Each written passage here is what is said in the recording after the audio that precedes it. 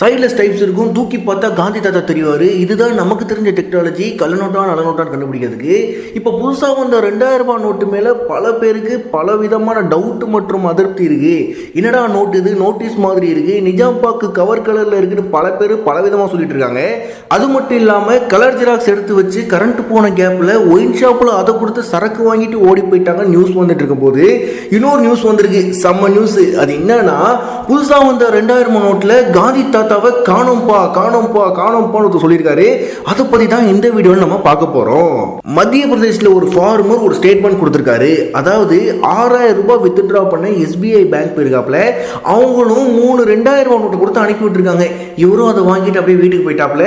வீட்டுக்கு போனதுக்கு அப்புறம் தான் ஒரு சன் அந்த நோட்டை வாங்கி பார்க்கும்போது கேட்குறாப்புல, என்ன டேடி காந்தி தாத்தாவே காணோன்னு. அவருடைய பையன் சொன்னதுக்கு அப்புறம் தான் இவரும் நோட்டீஸ் பண்ணியிருக்காரு, உண்மையிலேயே காந்தி தாத்தாவை காணோம். அதை தொடர்ந்து ஒரு மகனார் சொல்லியிருக்காரு, it was fake note daddy, நம்மளை ஏமாத்திட்டாங்க, என்னன்னு கேளுங்க பேங்க்லன்னு. இவரும் கிளம்பி போயிருக்காரு. பேங்க்ல போய் சொன்னோடனே இட் வாஸ் பிரிண்டிங் மிஸ்டேக் பா, இதெல்லாம் செல்லுன்னு சொல்லியிருக்காங்க. இவர் ஒரு பெரிய பிரளயமே பண்ணி ப்ராப்ளம் பண்ணதுக்கு அப்புறம் அப்படியே அந்த நோட்டை வாங்கி வச்சுட்டு அனுப்பி விட்டாங்க. இதுக்கு முன்னாடி வந்த 2000 ரூபாய் நோட்லாம் ஃபாரின்ல பிரிண்ட் பண்ணது. இப்போ பண்ணியிருக்காங்களே செகண்ட் செட் ஆஃப் பிரிண்டிங் நம்ம இந்தியாவில் நடந்ததுனால இந்த கன்ஃபியூஷன் ஆயிருக்குன்னு சொல்றாங்க.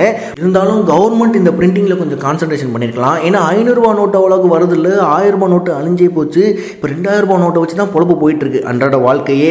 ஸோ அதனால கவர்மெண்ட் இதில் கொஞ்சம் கான்சன்ட்ரேஷன் பண்ணி கரெக்டான முறையில் அச்சடிச்சு பேங்க்குக்கெல்லாம் கொடுத்துருந்தா இந்த ப்ராப்ளம்லாம் வந்திருக்காது என்பது எங்களுடைய தாழ்மையான கருத்து.